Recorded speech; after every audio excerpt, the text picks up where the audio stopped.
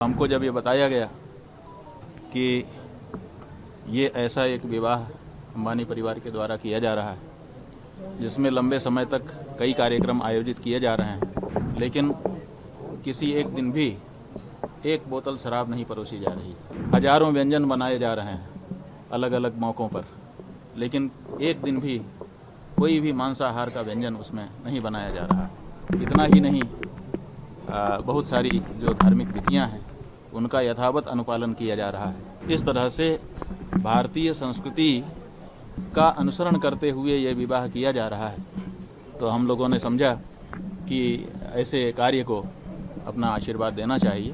अंबानी परिवार ने अपने बेटे का विवाह किया। हमारे यहाँ ये माना जाता है कि महाजनों के रास्ते पर ये समाज चलता है। महाजनों ये न गतः सपंथाः। ये भी कहा गया है यद्यदाचरति श्रेष्ठः तत्तदेवेतरो जनः सहयत प्रमाणम कुरुते लोकस्तदनुवर्तते। जैसा विशिष्ट जन कर देते हैं, आम लोग भी उसी का अनुकरण करते हैं। तो हमको जब ये बताया गया कि ये ऐसा एक विवाह अंबानी परिवार के द्वारा किया जा रहा है जिसमें लंबे समय तक कई कार्यक्रम आयोजित किए जा रहे हैं, लेकिन किसी एक दिन भी एक बोतल शराब नहीं परोसी जा रही। पूरी तरह से इस बारे में दृढ़ता से व्यवस्था बनाई गई है कि शराब किसी भी दिन किसी हालत में परोसी नहीं जाएगी।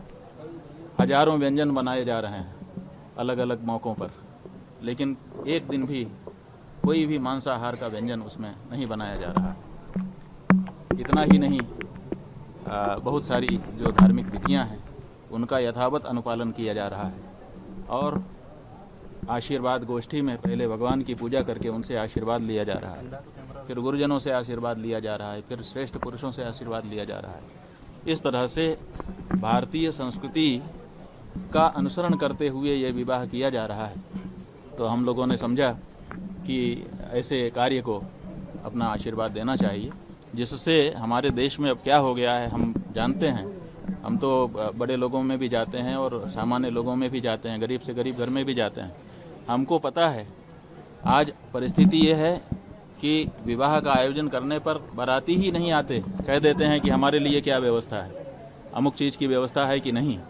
हमारे पास लोग आते हैं रोते हुए कि हम शराब नहीं परोसना चाहते, लेकिन बारातियों की मांग है, महाराज जी हम क्या करें। वो कह रहे हैं कि हम आएंगे ही नहीं, हमारे लिए क्या व्यवस्था है। और अगर व्यवस्था ना करो तो वापस नाराज होकर चले जाते हैं। तो जहाँ देश में ऐसी परिस्थिति बन गई हो कि कोई भी उत्सव बिना शराब के न तो शुरू होता हो न तो पूरा होता हो, वहाँ पर इतना बड़ा आयोजन एक व्यक्ति ने करके दिखा दिया जिसमें शराब नहीं परोसी, जिसमें मांसाहार नहीं परोसा।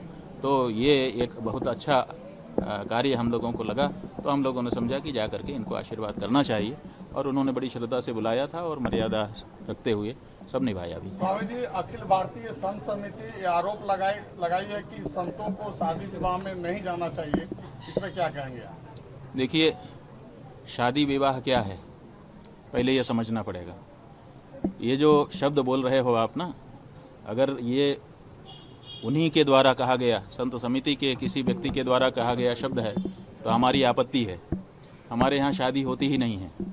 शादी शब्द ही हमारे हिंदुओं का नहीं है, हमारे यहाँ विवाह शब्द है। तो शादी का तो सवाल ही नहीं है हिंदू में। आप शादी शब्द का उच्चारण ही कैसे कर पाते हो, पहले तो ये बताओ। और दूसरी बात ये है कि विवाह है क्या, तो आप जानेंगे कि हमारे वेद में, हमारे शास्त्र में 4 वर्ण और 4 आश्रम बताए गए हैं। 4 आश्रम में ब्रह्मचर्य आश्रम, गृहस्थ आश्रम, वानप्रस्थ आश्रम और संन्यास आश्रम है। और इनमें चारों में हमारे शास्त्रों ने, विद्वानों ने कहा है धन्यो गृहस्थ आश्रम। गृहस्थ आश्रम सबसे बड़ा आश्रम, सबसे धन्य आश्रम बताया गया है। क्यों? क्योंकि बाकी के जो 3 आश्रम हैं वो भी गृहस्थ आश्रम पर ही निर्भर करते हैं। ब्रह्मचारी के पास कोई उत्पादन नहीं है, वो गृहस्थ आश्रम से ही स्वयं उत्पन्न होता है और गृहस्थ आश्रम से ही उसको खाने पीने को मिलता है, पालन पोषण होता है। इसी तरह से वानप्रस्थ और सन्यासी भी अपने पास कुछ नहीं रखता है, जब उसको भूख लगती है तो गृहस्थ आश्रम के पास जाना पड़ता है। हमारे गुरुजी महाराज कहा करते थे, हम लोग सन्यासी हैं, 23.5 घंटे के शहंशाह हैं। तो हम लोग उनसे पूछते थे कि 23.5 घंटे के शहंशाह, आधे घंटे? बोले आधे घंटे तो हम भिखारी हैं।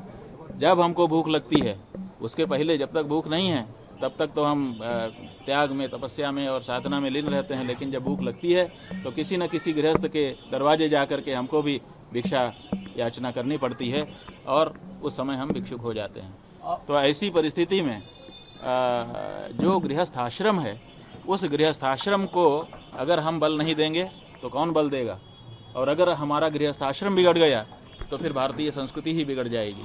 इसलिए गृहस्थ आश्रम की इस तरह से अवहेलना न की जाए और ये ना कहा जाए कि गृहस्थ आश्रम में किसी को आशीर्वाद देने के लिए नहीं जाना चाहिए। और ऐसा कोई वाक्य कहीं अपने शास्त्रों में उपलब्ध नहीं होता है। और हमारे जो पूर्व पुरुष हैं, उन पूर्व पुरुषों में पुरी के शंकराचार्य पूज्यपाद निश्चलानंद निरंजन देव तीर्थ जी महाराज का अभी चित्र हमारे पास आया है। इनके पास किसी भक्त ने भेजा है, उसके विवाह में स्वयं वो गए थे। हम लोग तो दूसरी तरह की मर्यादा में बैठ करके वहाँ आशीर्वाद दिए, लेकिन वो तो वर वधू के साथ खड़े होकर के आशीर्वाद दे रहे हैं। तो इसका मतलब कि पुरी के पूर्व शंकराचार्य निरंजन देव तीर्थ जी महाराज, जिनको बहुत बड़ा धर्मशास्त्र का ज्ञाता माना जाता था और अपने समय में वो शंकराचार्यों में सबसे अधिक मुखर रहते थे और धर्म की बात करते थे, वो स्वयं गए हैं। धर्म सम्राट स्वामी करपात्री जी महाराज के बारे में अनेक लोगों ने बताया कि वो हमारे विवाह में आकर के हमको आशीर्वाद दिए थे। स्वयं इस समय दूसरे जो शंकराचार्य हैं, पुरी के शंकराचार्य जी महाराज, उनके बारे में लोगों ने बताया, फोटो भेजा हमारे पास कि वो हमारे विवाह में आकर के हमको आशीर्वाद दे करके गए हैं। तो ये जो हमारे पूर्व पुरुष हैं, पूजनीय पुरुष हैं, ये विवाह में जा करके और आशीर्वाद देते रहे हैं। क्यों देते रहे हैं? क्योंकि ये जानते हैं कि गृहस्थ आश्रम अगर बिगड़ गया तो सारे आश्रम बिगड़ जाएंगे।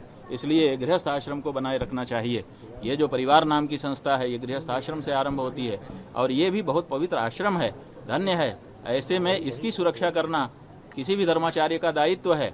अगर हमारे यहाँ विवाह की संस्था समाप्त हो गई, अगर गृहस्थ आश्रम समाप्त हो गया, तो फिर वर्णाश्रम धर्म रह नहीं पाएगा।